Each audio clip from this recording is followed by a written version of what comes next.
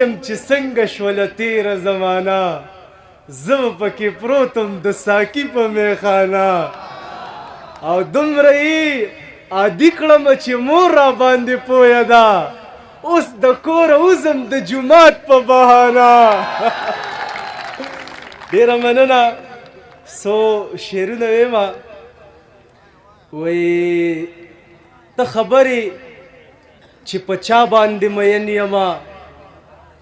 زه د یار وفا باندې مین یمه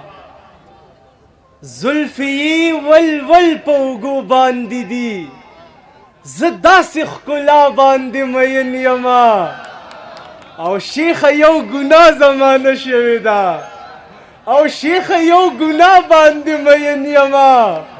او شیخه زما مور زما جنت جنت شیخه زما مور زما